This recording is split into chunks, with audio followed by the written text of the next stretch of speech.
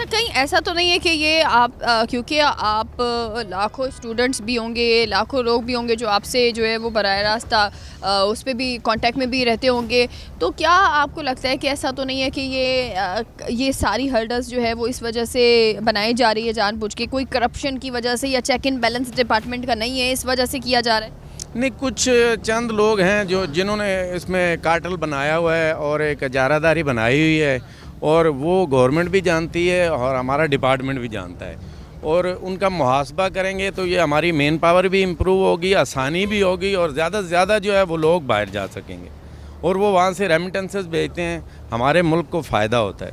इससे हमारी मईशत को नुकसान हो रहा है और बिला वजह हर्डल्स क्रिएट की जा रही हैं। अभी अभी आप मुझे ये बता सकती हैं कि एक अंदाजे के मुताबिक आपका कितना खर्चा हो चुका है? मेरे 40-50 हज़ार रुपये लग गए। 40-50 हज़ार अभी आपके खर्च हो गए। और अभी अभी फिर भी इसके बावजूद भी कोई इन्होंने आपको सपोर्ट नहीं किया जा रहा? कुछ भी नहीं है। अच्छा, गवर्नमेंट से क्या अपील करेंगी आप? मैं यही अपील करूँगी कि कोशिश करें, मैं अपने बच्चों के लिए जा रही हूँ रोज़ी के लिए, तो लिहाजा कि कर दें मेरा यहाँ से प्रोडक्टर। अच्छा, ये बताइएगा, आप यहाँ पर रोज़ाना आती हैं? कितने टाइम से आप यहाँ पर आ रही है जो आपको यहाँ पे आपकी आवाज़ नहीं 2 सुनी? महीने हो गए। 2 महीने से आ रही है? जी। अच्छा, उसके बावजूद भी कोई यहाँ पे नहीं सुन रहा? नहीं।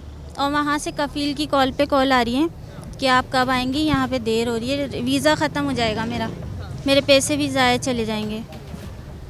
ठीक है जी, ये देखें आपके लोगों की इतनी ज़्यादा मुश्किलात हैं, लोग यहाँ पर खड़े होते हैं, सुबह से खड़े होते हैं। ये 2 महीनों से मेरी बहन यहाँ पर बार बार आ रही है, लेकिन इनकी आवाज़ जो है वो कोई सुनने वाला नहीं है। हमारे मुल्क की ज़िम्मेदारी है, हुकूमत की ज़िम्मेदारी है कि तमाम तर जो ओवरसीज़ एम्प्लॉइज़ हैं, एम्प्लॉयमेंट के लिए जा रहे हैं, उनके लिए आसानी होनी चाहिए, ना कि ये इतना ज़्यादा मुश्किल बना दिया जाए तो फिर आपके मुल्क से जो सरमायाकारी के लिए भी बाहर जा रहे हैं वो कैसे जा पाएंगे। अच्छा, हम ये भी देखते हैं कि जैसे बहुत सारे लोगों को क्लियरनेस भी मिलती है, लेकिन उसके बाद भी एयरपोर्ट पर जब पहुंचते हैं तो वहाँ पर जो है वो ऑफलोड कर दिया जाता है। उसकी क्या वजह है? वहाँ वो क्या ऐसा रीज़न है जिसकी वजह से जो है वो ऑफलोड किया जाता है एंड ऑफ द टाइम? उनसे जो है हम ये भी देखते हैं बहुत सारे लोगों की अभी कुछ टाइम पहले ही फुटेजेस भी सामने आई कि वीज़ा छीन के फाड़ दिया गया है। तो ये तमाम तर चीज़ें जो है वो क्या होती है, क्यों किया जाता है? जी, इस इशू पे हमने यही इनसे बात की है, प्रोटेक्टर से और दूसरे इदारों से जो रिलेटेड हैं, जैसे एयरलाइन का अमला है, तो वो मिसबिहेव करते हैं लोगों से, खाम खा उनको तंग करते हैं। जब प्रोटेक्टर हो गया है तो उसके बाद कोई जो है ना डॉक्यूमेंट्स बाकी नहीं रहती जो वो चेक करें एयरपोर्ट के ऊपर। तो ये हमारी जो गवर्नमेंट है उससे हमारी अपील है कि इस इशू को हाईलाइट किया जाए, इसको जो है ना हल किया जाए, ताकि जिसका प्रोटेक्टर हो जाए उसको बाद में कोई ऐसी बात नहीं रहती कि बाद में वो कोई उसको प्रोटेक्टर में यानी एयरपोर्ट पे कोई चेक करे। 22 से 23 अरब रुपए जो आप कह रहे हैं वो सिर्फ फीस के थ्रू कलेक्ट हो रहे हैं, लेकिन अंडर द टेबल जो हो रहे हैं वो अलग।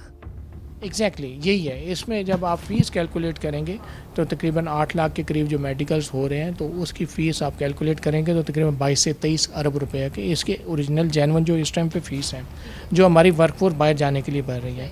तो मैंने पहले भी दरख्वास्त की थी कि आपके सेमी गवर्नमेंट मेडिकल सेंटर्स इतने अच्छे अच्छे पाकिस्तान में हर शहर के अंदर अवेलेबल हैं, आप सऊदी गवर्नमेंट से दूसरे ममालिक से बात करके उनको भी अप्रूव करें, एक कंपटीशन का माहौल पैदा करें, ताकि हमारी जो यूथ बाहर जाने वाली है वो उन सेमी गवर्नमेंट मेडिकल हॉस्पिटल से भी मेडिकल करा सकें।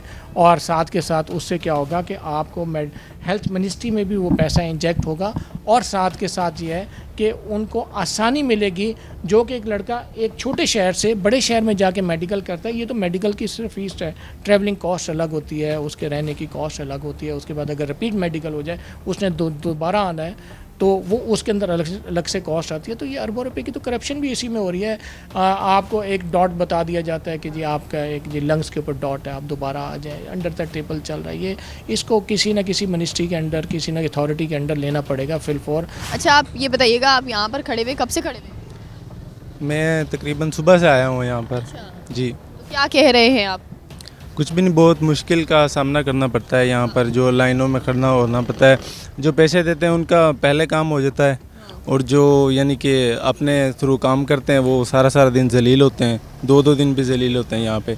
और जो पैसे दे के एजेंट्सों से काम करवाते हैं उनका जल्दी हो जाता है। अच्छा, कितने पैसे की डिमांड कर रहे हो? ये कोई 17,000 मांगते हैं तो कोई तकरीबन 15,000 मांगते हैं, यहाँ तक डिमांड करते हैं। अच्छा, इनके कहते हैं पहले पैसे दो, उसके बाद आपको आपका नंबर देंगे, मतलब पर देंगे, फिर ये इजीली करवा के देते हैं।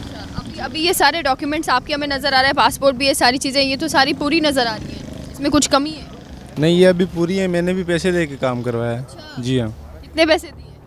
मैंने भी दिए, ये बस दिए पैसे ही हैं, ये नहीं कितने दिए हैं। सारे एजेंट बाहर खड़े हुए हैं काम करने वाले, और कौन है यहाँ पे? अपने एजेंट लेते हैं? जी, एजेंट करवाते हैं ना आगे काम, फिर और कौन करवाएगा? अच्छा, इसी ऑफिस में लेते हैं? जी इसी ऑफिस में लेते हैं? जी जी, इसी ऑफिस में तो लेते अभी है बंदा जो पैसे लेता है?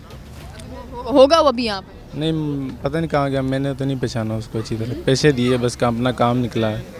अच्छा, जी, बस अपना काम आपने निकलवाया। कोई अगर यहाँ पर होगा तो निशानदेही नहीं? बाहर मुल्कों में ऐसे नहीं होता ना। बाहर मुल्कों में मैं 3 मुल्क में पहले रह के आया हूँ, दुबई में, ओमान में, और उसमें क्या कहते हैं, सऊदीया में मैंने काम किया है। वो उन लोग की जो है बहुत अच्छी वो है ना, सेटिंग से है, यानी कि कानून है। यहाँ पे कोई कानून नहीं है पाकिस्तान में। यहाँ पे तो कोई कानून हमें नज़र नहीं आ रहा, नहीं, लेकिन जिसको कोई पैसे वगैरह दिए उसका नंबर है कोई आपके पास? नहीं नहीं, नंबर नहीं है तो आप शेयर कर सकते हैं? नहीं नहीं, यहाँ से ही बस मिलते हैं ये। मिलते हैं यहाँ पे? जी। यहाँ पे अगर कोई काम करवाने के लिए आए तो उसको बड़ी आसानी से मिल जाएगा? जी, कोई भी मिल जाएगा। क्या कैसे कहते हैं कि भाई आपको इतने पैसे देने पड़ेंगे, बेशर्म होकर डायरेक्ट कहते हैं? नहीं, खुद ही आप जाएंगे पासपोर्ट लेके, आपको पता चल जाएगा। अच्छा, जी, ये देखें, ये हाल है कि ये कह रहे हैं कि भाई काम मैंने भी करवाया और पैसे देकर करवाया है, यानी कि इतना खुले में ये लोग जो है वो कह रहे होते हैं कि भाई पहले पैसे दो, 17-18 हज़ार रुपये आपको ऊपर से देने पड़ेंगे और उसके बाद जो है वो आप काम करेंगे, मतलब शर्म में डूब के मर जाओ। हम है जहां बदअनवानी खामोशी से दाखिल होती है, ना रसीद, सिर्फ पैगाम, ना तहरीर। बार बार टेस्ट करवाना बाज़ औक़ात तभी ज़रूरत नहीं बल्कि माली फ़ायदा बन जाता है। नई कतार और नई ताख़ीर गरीब मुसाफिर के लिए नई फीस, हर नया टेस्ट सज़ा बन जाती है, जबकि साहिबे हैसियत के लिए शॉर्टकट निकल आता है। पाकिस्तान से बाहर जाने वाले के लिए मेडिकल क्लियरेंस एक कागज़ नहीं, ये एक आईना है जो हमें दिखाता है कि हमने निज़ाम को कहां बेच दिया है। तलाश इसी आईने को अवाम के सामने रखती है ताकि फैसला बीमारी पर हो, बदअनवानी पर नहीं। हम ये भी देखते हैं कि बहुत सारे लोगों को जो है वो ये भी प्रॉब्लम फेस करनी पड़ती है कि जी मेडिकल बार बार करवाया जाता है, वो क्लियर नहीं किया जाता। तो ये तमाम तर चीज़ें क्यों की जा रही है? हालांकि गवर्नमेंट जो है वो एक तरफ तो ये कहती है कि ओवरसीज़ एम्प्लॉयज़ जो है वो एम्प्लॉयमेंट ज़्यादा से ज़्यादा होना चाहिए ताकि सरमाया जो है वो अपने मुल्क में आ सके। तो ये इस तरह की फिर क्यों इस तरह की चीज़ें हो रही होती है कि मेडिकल पास नहीं होता या मेडिकल दोबारा से बार बार करवाए जाते हैं? असल में ये जो मेडिकल की मैं बता रहा हूँ ना कि मेडिकल से लेके ये एक मतलब कैंडिडेट जाता है 2-3 दफ़ा रिपीट होता है। इस पे भी गवर्नमेंट देखें, इस पे चेक एंड बैलेंस करे। इसी तरह यानी मेडिकल से लेके सबमिशन एम्बेसी तक जितने भी हमारे, यानी हम बेसिकली मिडिल ईस्ट का ज़्यादा काम करते हैं, इसके अलावा तो यूरोप मुल्कों की पोजीशन आपके सामने ही है। तो इसमें हमें मतलब मदद के बजाय यानी गवर्नमेंट हमें मदद बिल्कुल ना होने के बराबर कर रही है, और इसमें कैंडिडेट इतना तंग होता है। अब लास्ट टाइम आपने देखा होगा कि सब कुछ होने के बावजूद ऑफ लोडिंग हो रही है, जिसकी पूरी प्रिंट मीडिया में, इलेक्ट्रॉनिक मीडिया में भी आवाज़ उठाई, लेकिन उसके बावजूद एयरपोर्टों से बंदे वापस हो रहे हैं। और इसमें देखें ना, इतने बड़े इदारे हैं तो ये अपना किरदार अदा क्यों नहीं कर रहे हैं?